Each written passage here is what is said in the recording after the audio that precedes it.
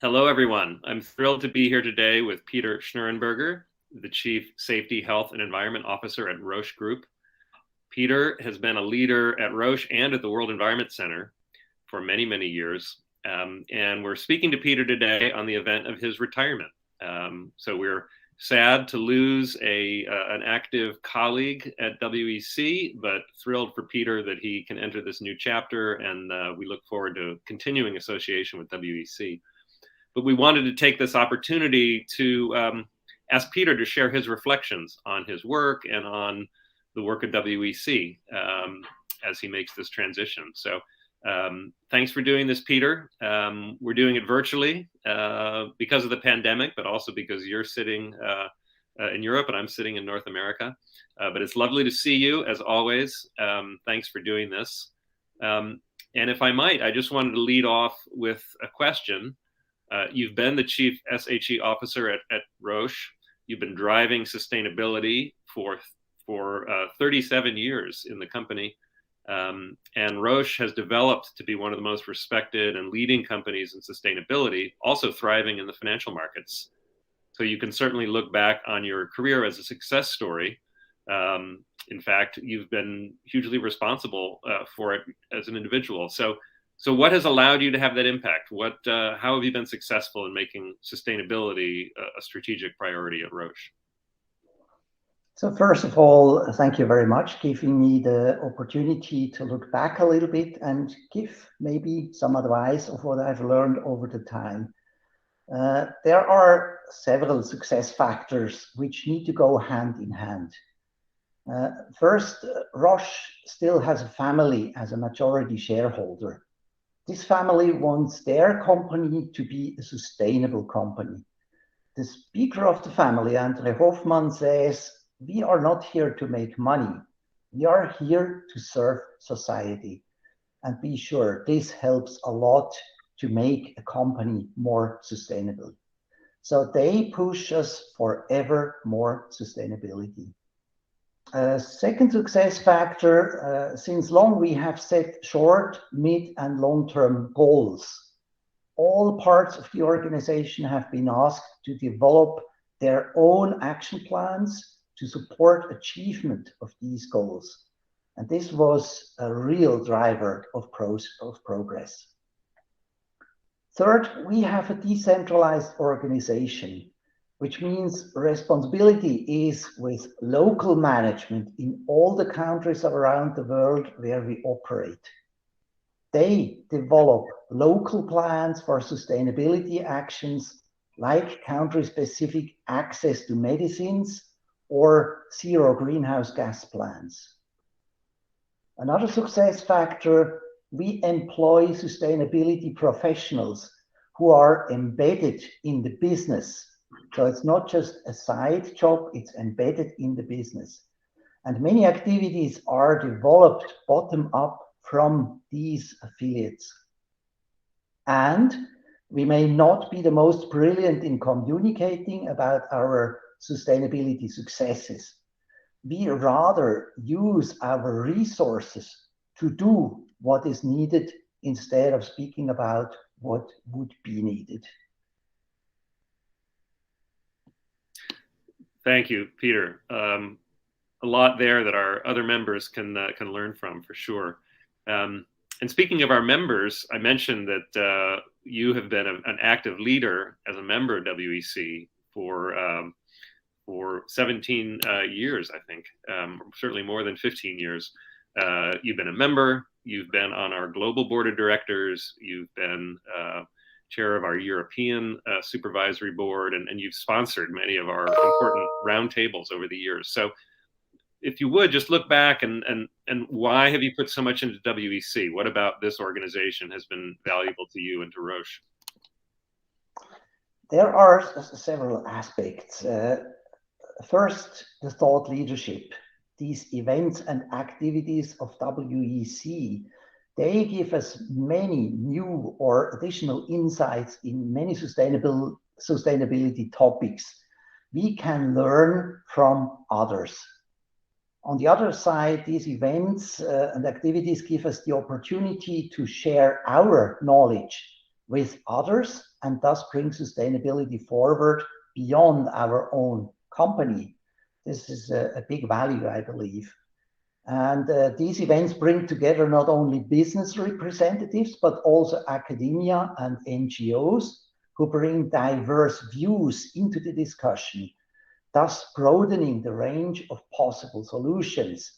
So whenever I participated in such events, I came back with a rich a bundle of new ideas, what we could do and how we could do.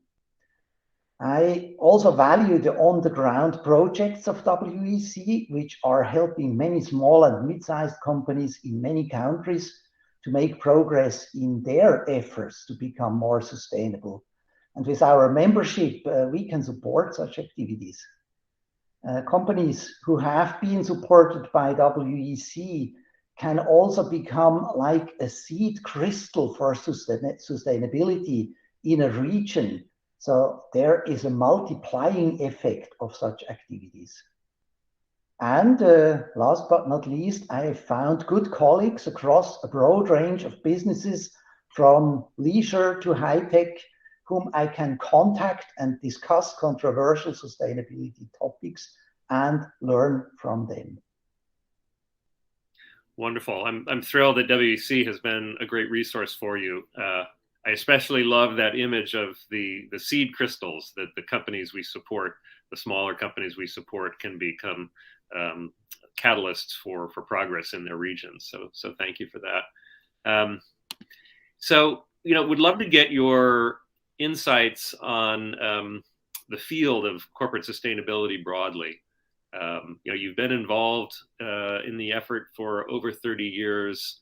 That's about when this movement started at large international conferences, the Earth Summit in Rio and the other UN conferences around the world.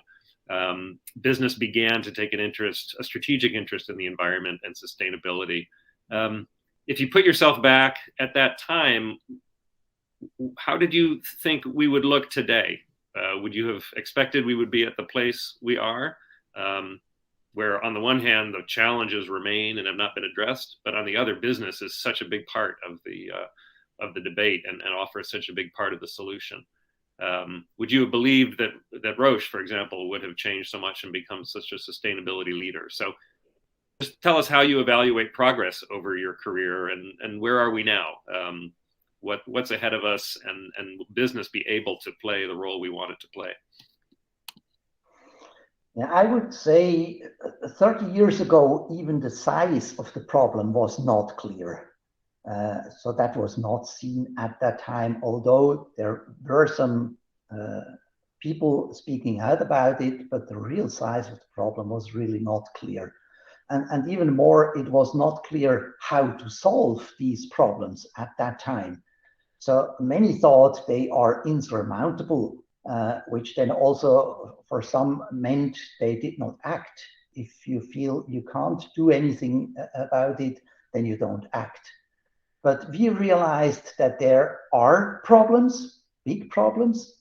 And so therefore, instead of trying to find out exactly what the size of the problem is, we started to implement improvements in the sense of the precautionary principle. We felt we can do something, let's start, instead of discussing it into all the details. I believe that in the meantime, in particular, many big businesses have made significant progress and are on a good path towards a much more sustainable future. On the other hand, many small and mid-sized businesses do not have, or they think they don't have, the necessary expertise and financial means to become more sustainable. There is a sort of a role for WEC to support them in that sense. And there are still many businesses that believe that the business of business is business, and with this only mean making as much money as possible, disregarding the indirect costs they cause for society. So that's still the case for many companies.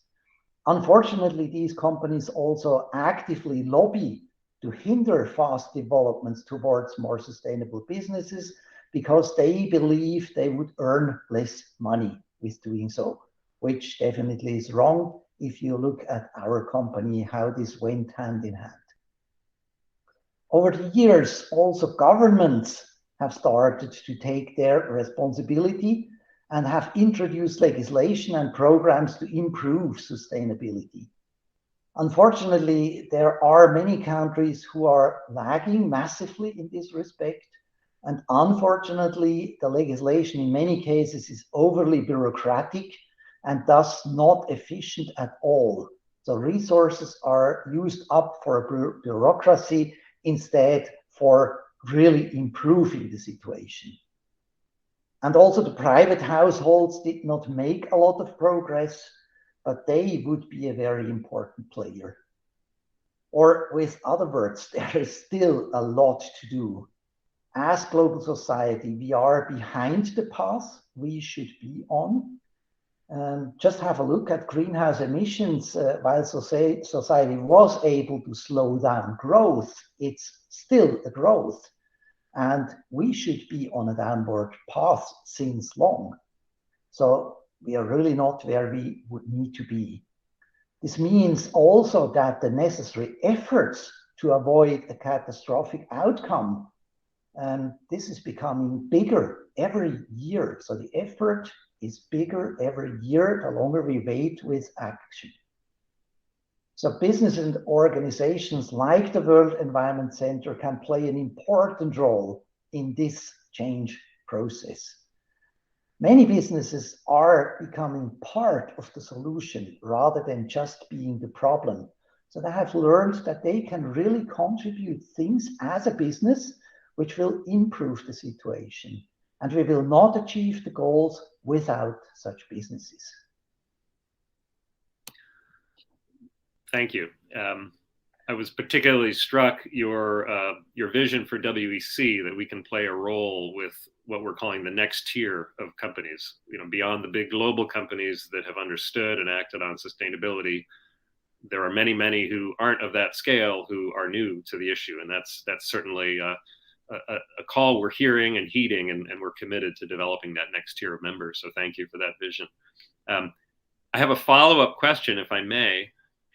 You mentioned earlier that one of the reasons you and Roche have been successful is the family ownership, that you had a shareholder who understood the priority. And you just mentioned that some companies still believe the business of business is business, and they don't see sustainability being good for their bottom line. From what you've learned in your time at Roche, from what you've seen, if we could put this interview in front of some of the shareholders of those kinds of companies, what would you say to them? Why should they think differently about sustainability? Sustainability, as the word says, is the discipline to make sure that the business will sustain, that it will still be here in 10 years, in 50 years, in 100 years. And that must be the goal. Sustainability is made up of 3 elements. First, the economic part. Second, the environmental part. And third, the social part. And if they are not well balanced, the company will not succeed, the company will not survive, so it will not sustain their business. And this is why we should really balance these 3 things. This means that economic part is also part of sustainability and of the whole strategy, but it must be balanced with the other 2, environmental and social. Otherwise, we will not survive as a company, and maybe also not as a society. Very good. Well said. We'll do our best to get that answer in front of as many people as we can in the business community. So, Peter, I have one last question for you, and that's what's next for Peter Schnurrenberger? You're retiring from Roche. Will you be filling your days with bicycle rides on the beautiful banks of the River Rhine, or will you be traveling the world? What do you have to look forward to, and what will we be seeing from you? I used to be a big cyclist as a young man, but not so much anymore. But I much more look forward to having more time for mountain climbing in the Swiss Alps. There are still some thousands of peaks I did not climb yet, so still a lot to do in that sense. And I look forward to having more time for my dearest hobby, playing music and playing music with my wife, Sylvia. What's your instrument, Peter? I'm playing two instruments. One is the French horn and the other is the piano. So I hope I can do more of that together also with our family music we have. And I really look forward to that. Wonderful. And how about Sylvia? What does she play? She's playing the mandolin. Ah, beautiful. Well, Peter, I hope one day soon we can be together and I have an opportunity to hear you both play together. Maybe I can add a little percussion to it and oh, great. we can have a WEC band. But I wish you well on your mountain climbing. You've climbed a lot of peaks professionally at Roche and with WEC. So I hope you climb many more in the real world. I hope so. And I would like to thank the small but very effective WEC team for your engagement for the good. Please go on with this good and valuable work. Thank you very much. Yeah, thank you, Peter. Thank you for everything you've done, and we're energized by your leadership. Thank you. Thank you.